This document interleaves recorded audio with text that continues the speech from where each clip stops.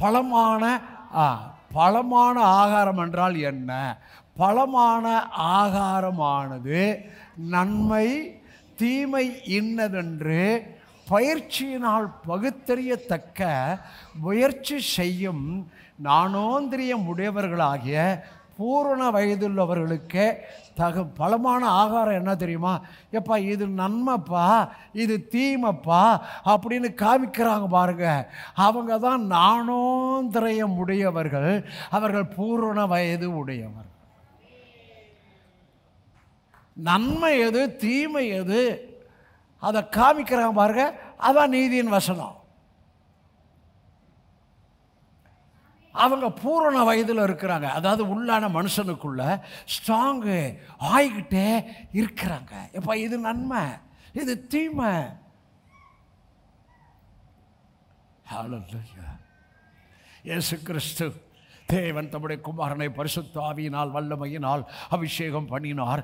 தேவன் அவருடனே கூட இருந்தபடியால் அவர் நன்மை செய்கிறவராயும் நன்மை செய்கிறவராய்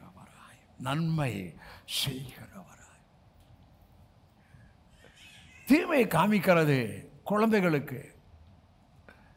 சரி, வீட்டில் கூட உங்கள் பிள்ளைகளுக்கு தீமையை காமிப்பீங்களா? குழந்தைக்கு பால் தான் கொடுப்போம், அடுத்தது பாலே கொடுத்துட்டு இருப்போமா? அடுத்தது பழமான ஆகாரம். அதான் நீதியின் வசனம். நீதியின் வசனத்தில் பழக்கம் இல்லாதவர்கள் தீமையை சொல்லிட்டு இருக்கிறாங்க, நன்மையை சொல்றதே இல்லை. வாக்குத்தத்தம் சொல்றாங்க, இல்லைன்னு சொல்லலை. வாக்குத்தத்தம் சொல்றாங்க, ஆசீர்வாதம் பேசுறாங்க, இல்லைன்னு சொல்லலை. அதில் என்ன பண்ணிடுவாங்க? மிக்ஸ் பண்ணிடுவாங்க. கடைசி எல்லாம் பேசிட்டு ஒரு புள்ளியை வச்சிருவாங்க, இதை செஞ்சா.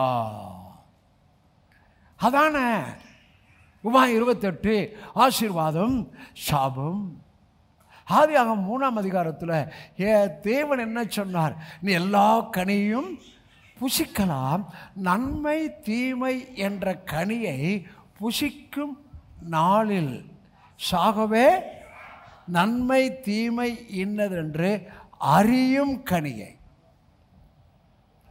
நன்மை தீமை இன்னதென்று அறியும் கனியை புசித்தால் சாகவே சாவார்.